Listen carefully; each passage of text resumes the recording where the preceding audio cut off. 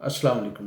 कैसर अहमद राजा साहब की मैंने वीडियो देखी, कोई 1 महीने पुरानी है, जो अली हसन साहब के एक फ़िलॉसॉफ़िकल आर्गुमेंट से रिलेटेड है, जिसमें उन्होंने उसको रिफ्यूट किया।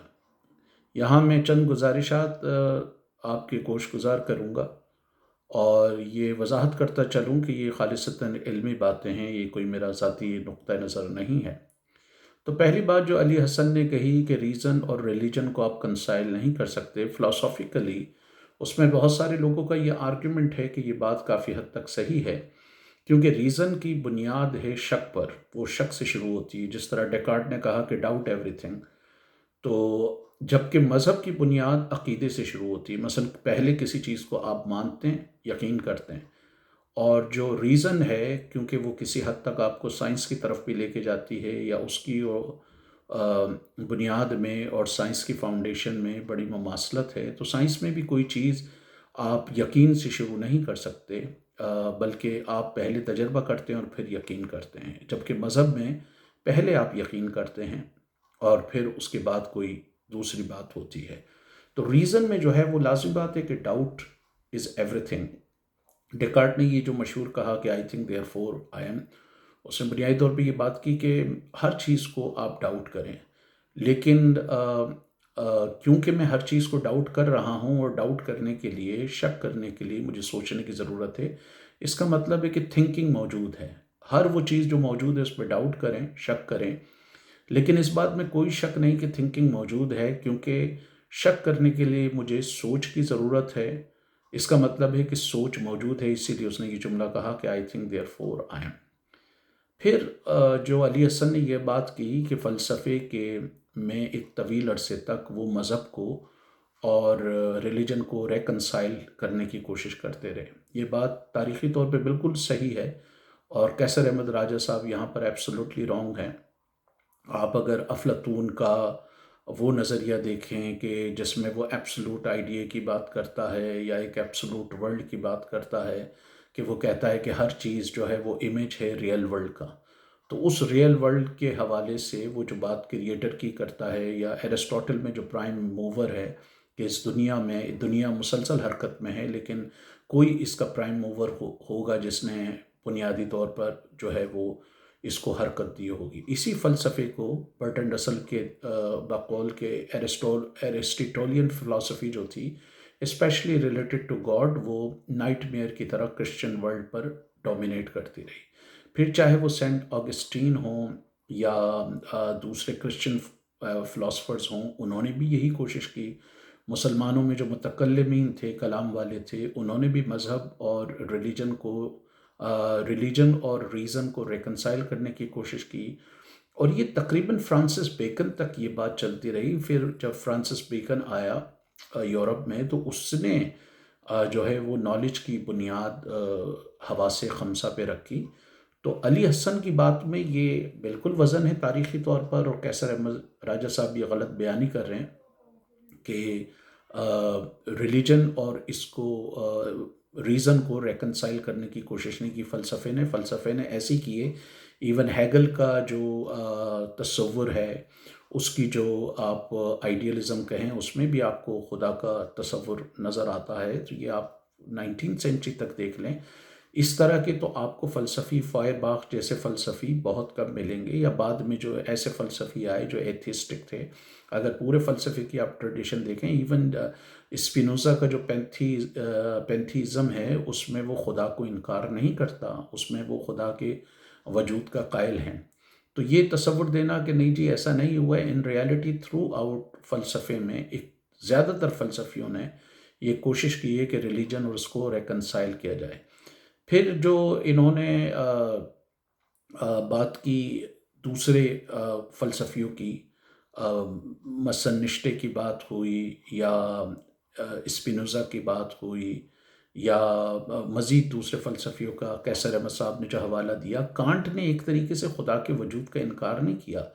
कांट ने फ़िनोमेनोलॉजी और नोमेनोलॉजी ये कहकर मुनकिरीन खुदा को कहा कि भाई आप इसका मसला हल ही नहीं कर सकते, क्योंकि you can only know the world which is visible to you. مثلاً جو ورلڈ آف فینومینا ہے، جو آپ کو نظر آ رہا ہے، جس کو آپ محسوس کر سکتے ہیں، جس کو آپ دیکھ سکتے ہیں، جس کو آپ چکھ سکتے ہیں، جو آپ کے حواس خمسہ سے اس پر آپ اس کے بارے میں رائے قائم کر سکتے ہیں، لیکن کیونکہ خدا کو نہ آپ دیکھ سکتے ہیں، نہ چکھ سکتے ہیں، نہ سن سکتے ہیں، تو اس کے بارے میں اس کا آپ کوئی فیصلہ نہیں کر سکتے۔ ریزن کی یہ لمٹ اس نے بتائی ہے، تو اس نے کہیں خدا کے وجود کا ایک طریقے سے انکار نہیں کیا، بلکہ اس نے ایک طریقے سے ڈیفینڈ کیا ہے کہ کیونکہ ریزن اس کو دیکھ نہیں سکتی یا خدا کے وجود کو پروو نہیں کر سکتی، دیٹ ڈزنٹ نیسسریلی مین کہ خدا موجود نہیں ہے۔ اسی طرح غزالی نے بھی مور اور لیس یہی بات بولی ہے کہ آپ کی جو عقل ہے وہ اس نے تو بہرحال یہ بھی کہا ہے کہ عقل کو آپ استعمال ہی نہ کریں، عقل کے تھرو آپ خدا کو ثابت نہیں کر سکتے۔ ایک طریقے سے عقل کی لمیٹیشن اس نے بتائی ہے، تو غزالی اور کانٹ نے دونوں نے کی عقل کی لمیٹیشن بتائی ہے، تو نیچرلی کوئی لمیٹڈ چیز، ان لمیٹڈ چیز جو ہوتی ہے، ان لمیٹڈ اینٹی اس کو پروو نہیں کر سکتی۔ اب جو علی حسن صاحب نے بات کہی ہے، اگر آپ اس کو ایک لاجیکل سینس میں دیکھیں تو وہ بالکل صحیح ہے۔ کوئی بھی دنیا کا مذہب مونولیتھک نہیں ہوتا، اس کی ایک مین اسٹریم انٹرپریٹیشن ہوتی ہے جو وائڈلی ہیلڈ ہوتی ہے، اور ایک سائڈ کی ادھر ادھر کی انٹرپریٹیشن ہے۔ مثلا کرسچینٹی میں مین اسٹریم انٹرپریٹیشن تو رومن کیتھلک اور پروٹیسٹنٹ کی کہلائے گی نا۔ لبریشن تھیولوجی اگر اس کو ریشنلی یا کسی اور انداز میں انٹرپریٹ بھی کرتی ہے تو وہ ایک سائڈ ہے، سائڈ لائن انٹرپریٹیشن۔ اسی طرح یہودیت کی جو مین انٹرپریٹیشن ہے وہ وہی ہوگی جو اشکنازی جیو کریں گے، سفارڈک کریں گے، یا جو تیسری ان میں کیٹیگری ہے وہ کریں گے۔ بقیہ ادھر ادھر کی جو مین اسٹریم نہیں، اس پہ نہیں مانا جائے گا۔ اسی طرح ہندوازم کی مین اسٹریم انٹرپریٹیشن وہی ہوگی جو منو سمرتی اور دوسرے لوگوں سے ریلیٹڈ ہے، اور مسلمانوں کی مین انٹرپریٹیشن وہی ہوگی جو غزالی، امام حنبل، شافعی، مالکی اور یہ ابن تیمیہ وغیرہ کریں گے۔ بقیہ وہ سائڈ انٹرپریٹیشن ہے۔ تو اگر مین اسٹریم انٹرپریٹیشن کے حوالے سے آپ دیکھیں تو مذہب میں اور ریلیجن اور ریزن میں، مذہب میں اور عقل میں کوئی آپ کو ریکنسیلیشن نظر نہیں آئے گی۔ مثلا آپ کیسے جسٹیفائی کریں گے؟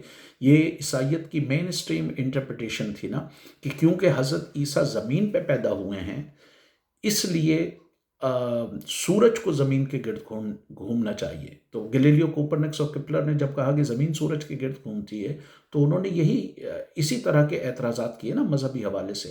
اسی مذہبی حوالے سے ایک طویل عرصے تک جو مین اسٹریم عیسائیت کی انٹرپریٹیشن تھی وہ سیلیبیسی تھی، کہ کسی بھی طرح کا آپ جو ہے وہ سیکس نہ کریں۔ اس کو آپ کیسے ریزن کی بنیاد پہ وہ کر سکتے ہیں؟ اسی طرح جو ان کی لائف تھی تجرد کی، کہ جس میں وہ شادیاں نہیں کرتے تھے، ننس شادیاں نہیں کرتی تھیں، اس کو آپ ریزن سے کس طرح ریکنسائل کریں گے؟ تو وہ جو ہے، یا حضرت عیسیٰ اگر وفات پا گئے ہیں اور آپ اس کو یہ کہیں کہ وہ دوبارہ اٹھیں گے، یا ابھی ان کی وفات نہیں ہوئی ہے، وہ موجود ہیں، اور یہ کہ وہ ہر طرف دیکھ رہے ہیں، تو اس کو آپ ریزن سے کیسے ریکنسائل کریں گے؟ ہندوازم میں اسی طرح ستی کی رسم کو آپ ریزن سے کیسے ریکنسائل کریں گے کہ ایک بندہ مر گیا ہے تو اس کی بیوی کو زندہ جلا دینا چاہیے؟ آپ ذات پات کے سسٹم کو کس طرح ریزن سے ریکنسائل کریں گے کہ کچھ لوگوں کو جو ہے وہ فلسفہ اور مذہبی رسومات کے لیے جو ہے وہ بھگوان نے منتخب کیا ہے، کچھ کو خدمت اس کے لیے لڑنے کے لیے، کھاشتریا برہمن جو ہے وہ پوجا پاٹ کرے گا، ویشیاس جو ہے وہ اگائے گا، تجارت کرے گا، اور شودرا جو ہے انسانوں کی سب سے نچلی قسم ہے جو ان کی خدمت کرے گا۔ پھر اسی طرح ہندوازم میں جس طرح خاوند کا ہے کہ خاوند کی اتنی احکامات کی اتنی اہمیت ہے کہ عورت بیچاری ہل نہیں سکتی۔ انڈر ایج میرج کو آپ کیسے ریزن سے ریکنسائل کریں گے کہ اگر 9 سال کی، 10 سال کی، 13 سال کی بچی کی شادی ہوتی ہے، اس کی جو میڈیکل امپلیکیشنز ہیں وہ سب کے سامنے ہیں، تو آپ اس کو کس طرح ریکنسائل کریں گے؟ کس طرح اس کو وہ کریں گے؟ بالکل اسی طرح گاؤ متر پینا یا گوبر کو ملنا، اس کو آپ ریزن سے کس طرح ریکنسائل کریں گے؟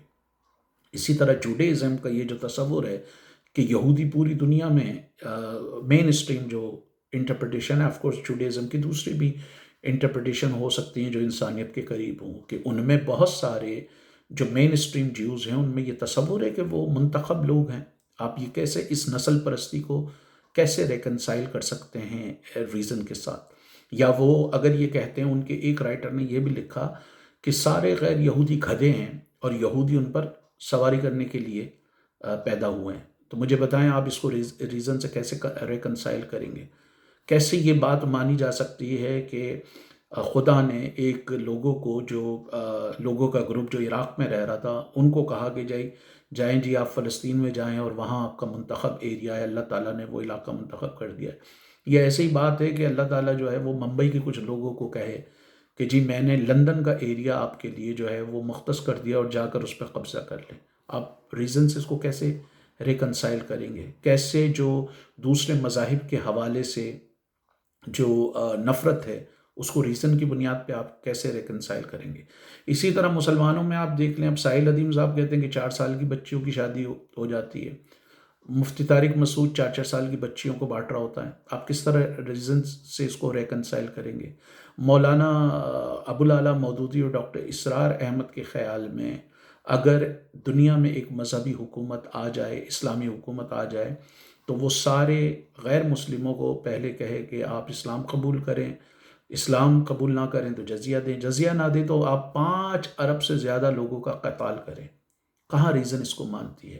اب مسلمانوں میں جو مین اسٹریم انٹرپریٹیشن ہے کہ جی عورت ذہنی طور پر کمتر ہے، کون سی میڈیکل سائنس یہ پروف کرتی ہے کہ عورت ذہنی طور پہ کمتر ہے؟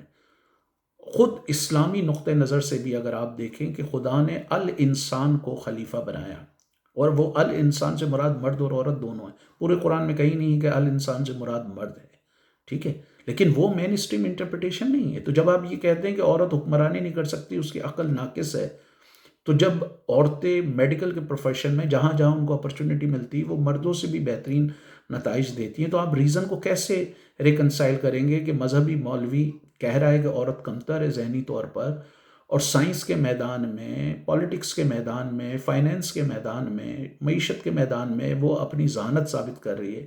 تو آپ کیسے اس کو ریکنسائل کریں گے؟ اسی طرح ود ان ریلیجن آپ یہ بحث کر سکتے ہیں کہ جی اللہ تعالیٰ نے حکومت کرنے کے لیے سب سے اہم شرط لگائی کہ حاکم ایماندار ہو اور متقی ہو، اس کا کردار اچھا ہو.